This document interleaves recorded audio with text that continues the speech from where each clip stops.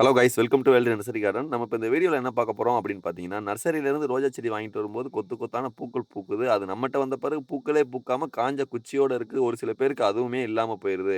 அதெல்லாம் எப்படி சரி செய்யலாம் அப்படின்றத பற்றி தான் நம்ம இந்த வீடியோவில் ஃபுல்லாகவே பார்க்க போகிறோம். வீடியோக்குள்ளே போகிறதுக்கு முன்னால் நம்ம சேனலை சப்ஸ்கிரைப் பண்ணிக்கோங்க. பக்கத்தில் உள்ள பெல் ஐக்கானையும் கிளிக் பண்ணிக்கோங்க.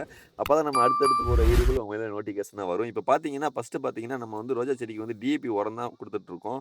டிஏபி உரம் எப்போ குடுக்குறது அப்படின்றதையும் பார்த்துக்கிறணும். ஃபர்ஸ்ட்டு பார்த்தீங்கன்னா, நீங்க குடுத்த டிஏபி உரம் 15 நாளைக்கு ஒருக்கா ப்ராப்பரா குடுக்கணும். குடுக்கும்போது பார்த்தீங்கன்னா, ரோஜா செடிய கண்டிப்பா கட் பண்ணி விட்டுருக்கணும். கட் பண்ணது மட்டும் இல்லாம, அந்த செடியில இருக்கிற பூக்கள் ஏதாவது இருந்தா கூட எக்ஸ்ட்ரா இருந்தாலும், அதெல்லாம் நம்ம கட் பண்ணி விட்டு, காஞ்ச இலையிலயும் சேர்த்து கட் பண்ணி விட்ட பிறகு தான் நம்ம உரமே குடுக்கணும். முடிஞ்ச அளவுக்கு மண் இறுக்கமா இருக்குன்னா, அந்த மண்ண முடிஞ்ச அளவுக்கு ஃப்ரீ ஆக்கி விட்டுறணும். இதெல்லாம் செஞ்சீங்கன்னா மட்டும் தான் கண்டிப்பான முறையில கொத்து கொத்தான பூக்கள் எடுக்க முடியும்.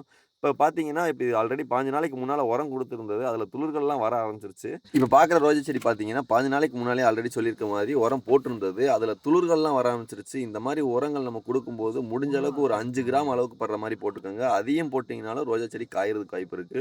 இது மட்டும் இல்லாம உரம் போட்டதுலேருந்து ஒரு 2, 3 நாள் கழிச்சு மோனோகுரோட்டோபாஸ்ன்ற மருந்தையும் ஸ்ப்ரே பண்ணணும். அது எதுக்குன்னு பார்த்தீங்கன்னா, பூச்சிகள் ஏதாவது வராம இருக்கிறதுக்காண்டி அந்த மோனோகுரோட்டோபாஸ் மருந்து நம்ம ஸ்ப்ரே பண்றோம். மோனோகுரோட்டோபாஸ் மருந்தும், இந்த டிஏபி உரமும் எவ்வளவு ஒரு செடிக்கு குடுக்கலாம் அப்படின்னு பார்த்தீங்கன்னா, ஒரு செடிக்குன்றது கணக்கு கிடையாது. 1 லிட்டர் தண்ணிக்கு வந்து மோனோகுரோட்டோபாஸ் வந்து ஒரு 5 எம்எல்லேருந்து 10 எம்எல் வரைக்கும் நம்ம குடுக்கலாம். அதாவது பூச்சி இருந்தா அது ஒரு 10 எம்எல் விடலாம். பூச்சி இல்ல வளர்ச்சிக்கு மட்டும் தான் ஒரு 5 எம்எல் அளவுக்கு விட்டுக்கலாம். போதுமானது அதுவேவும். மருந்து ஸ்ப்ரே பண்ண பிறகு நம்ம வந்து தண்ணிய வந்து ரோஜா செடிக்கு ஊத்திறக்கூடாது. மருந்து ஸ்ப்ரே பண்ண உடனே நம்ம தண்ணி ஊத்தும்போது என்ன ஆகும்னு பார்த்தீங்கன்னா, இலைகள்ல இருக்கிற மருந்துகள் பூராமே வந்து உங்களுக்கு இலைகள்லேருந்து வெளியில வந்துரும். அதனால முடிஞ்ச அளவுக்கு மருந்து அடிச்சதுலேருந்து 1 நாள் விட்டு தண்ணி ஊத்துங்க. நம்ம மருந்து அடிக்கிறதுக்கு முன்னாலயே முடிஞ்ச அளவுக்கு தண்ணிலாம் அடிச்சுட்டு, அதுக்கப்புறம் நம்ம மருந்து அடிச்சு விட்டுறலாம். இப்படிலாம் நம்ம செஞ்ச பிறகு தான் கண்டிப்பா உங்களுக்கு இதே மாரி கண்டிப்பா கொத்து கொத்தான பூக்கள் வர ஆரம்பிச்சுரும். துளிர்களுமே பார்த்தீங்கன்னா, புது புது துளிர்கள் வர ஆரம்பிச்சுரும். அதாவது முடிஞ்ச அளவுக்கு கட் பண்ணி விட்டு உரம், மருந்து எல்லாமே குடுங்க. அப்படி குடுத்தீங்கன்னா மட்டும் தான் கண்டிப்பான புது துளிர்கள்லாம் வர வைக்க முடியும். இதெல்லாம் நீங்க ஃபாலோ பண்ணாலே போதும்.